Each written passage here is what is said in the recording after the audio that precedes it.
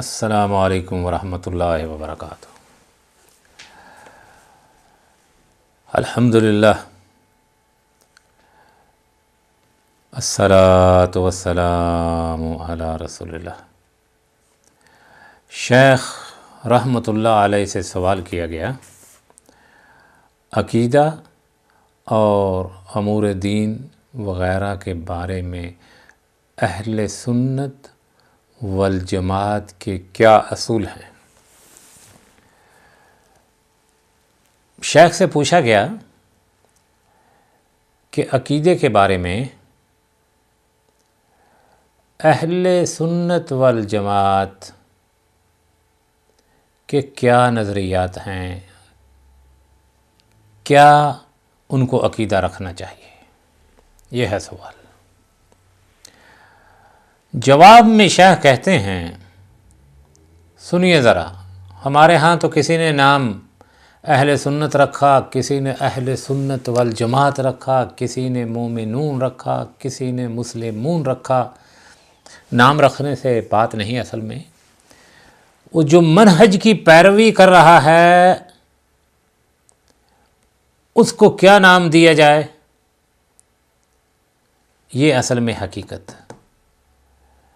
کہ اہل سنت انسان بنتا کیسے ہے۔ کیا وہ تمام قسم کی بدعات کرے، شرکیات کرے، ان کو اہل سنت کہیں گے؟ جو اعمال کرتا ہے اس کے اعمال کی وجہ سے اس کا نام رکھا جائے گا۔ اس لیے شیخ اس کا جواب یہ دیتے ہیں، عقیدہ اور دیگر امور دین وغیرہ کے بارے میں اہل سنت والجماعت کا عقیدہ یہ ہے کہ کتاب اللہ، سنت رسول صلی اللہ علیہ وسلم اور خلفائے راشدین کے طریقے اور راستے کو مضبوطی سے تھام لیا جائے۔ پھر سنیے، عقائد اور دیگر امور دین وغیرہ کے بارے میں اہل سنت والجماعت کا عقیدہ یہ ہے کہ کتاب اللہ اور سنت رسول صلی اللہ علیہ وسلم اور خلفائے راشدین کے طریقے اور راستے کو مضبوطی سے تھام لیا جائے، کیونکہ ارشاد باری تعالیٰ ہے، قل ان کنتم تحبون اللہ فاتبعونی یحببکم اللہ۔ اے پیغمبر، اے میرے رسول، لوگوں سے کہہ دو کہ اگر تم اللہ کو دوست رکھتے ہو تم میری پیروی کرو، اللہ بھی تمہیں اپنا دوست یعنی ولی بنا لے گا۔ اس کے بعد فرمایا اللہ رب العزت نے، من یطع الرسول فقد اطاع اللہ ومن تولی فما ارسلناک علیہم حفیظا۔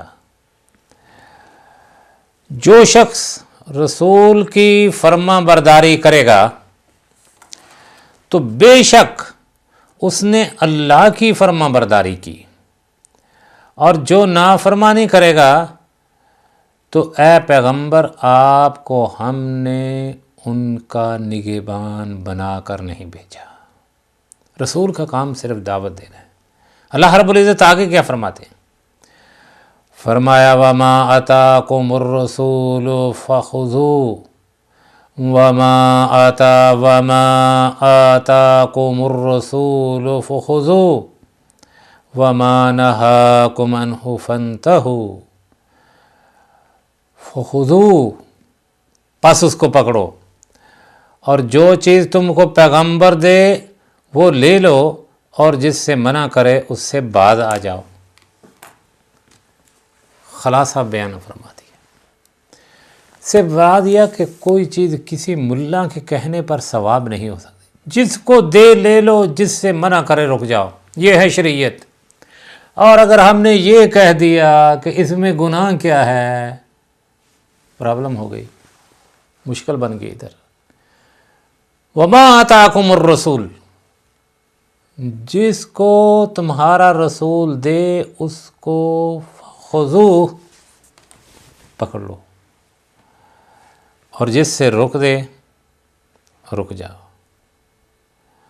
اے میرے رسول، اگر تیری بات کو تسلیم نہیں کرتا تو گھبرانے کی ضرورت نہیں ہے۔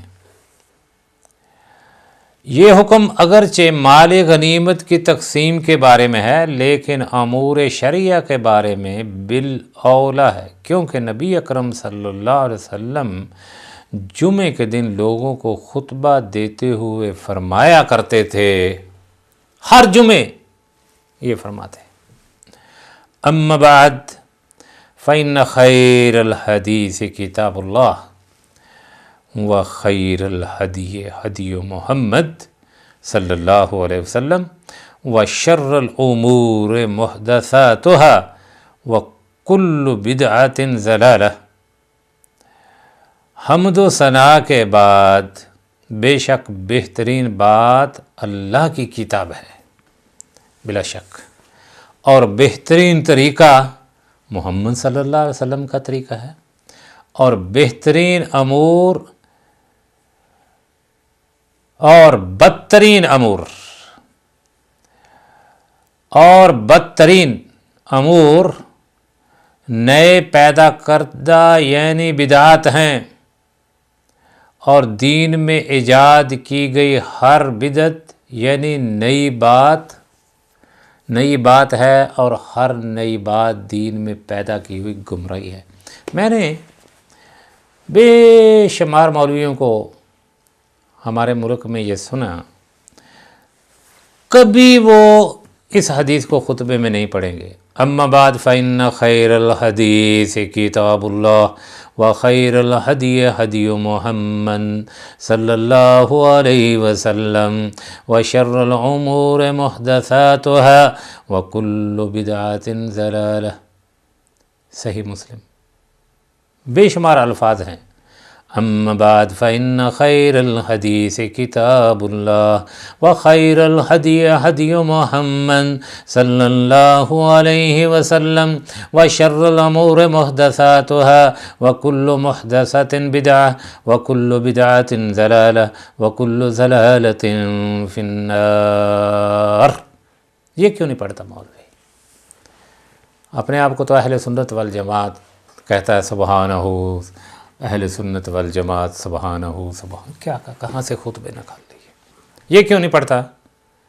یہ اللہ کے نبی صلی اللہ علیہ وسلم پڑھا کرتے تھے ہر خطبے میں جمعے کے دن، اور اس کو امام مسلم رحمۃ اللہ علیہ اپنے صحیح مسلم میں بیان کیا ہے۔ یہ ملا تو نہیں پڑھے گا، مقتدی صاحب آپ ان سے کہیں کہ یہ خطبہ کیوں نہیں پڑھتے؟ کہتے ہیں نبی اکرم صلی اللہ علیہ وسلم جمعے کے دن لوگوں کو خطبہ دینے سے پہلے یہ فرمایا کرتے۔ اہل سنت کا دوسرا منہج کیا ہے؟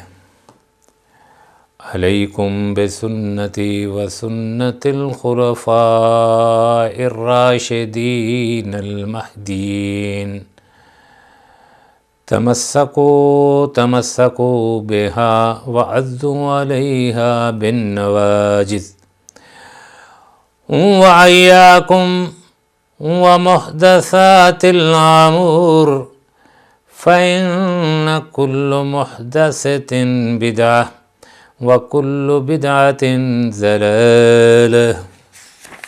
قربان اس شریعت پر فرمایا اللہ کے نبی نے، تم میری اور میرے ہدایت یافتہ خلفائے راشدین کی سنت کو لازم پکڑنا، اسے مضبوطی سے تھام لو اور دانتوں کے ساتھ سختی سے پکڑ لو۔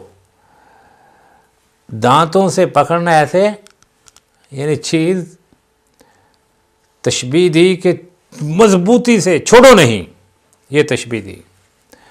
اور دین میں نئے کاموں سے بچو، کیونکہ دین میں ایجاد کیا گیا ہر نیا کام بدعت ہے، اور ہر بدعت گمراہی ہے۔ اس مسئلے سے متعلق کتاب و سنت کی اور بھی بہت سی نصوص ہیں، چنانچہ اہل سنت والجماعت کا طریقہ اور دستور کتاب اللہ اور سنت رسول ہے، اور آپ کے بعد ہدایت یافتہ خلفائے راشدین کی سنت کو مکمل طور پر اختیار کرنا، یہ اہل سنت والجماعت کا منہج ہے۔ یہی وجہ ہے کہ اہل سنت حسب ذیل ارشاد باری تعالیٰ پر عمل کرتے ہوئے دین کو قائم رکھتے ہیں اور اس میں تفرقہ نہیں ڈالتے۔ اللہ رب العزت فرماتے ہیں، ذرا سنیے قرآن، اللہ کی مقدس کتاب، شرع لکم من الدین ما وصی بہ نوح والذین اوحینا الیک وما وصینا بہ ابراہیم وموسیٰ وعیسیٰ ان اقیموا الدین ولا تتفرقوا فیہ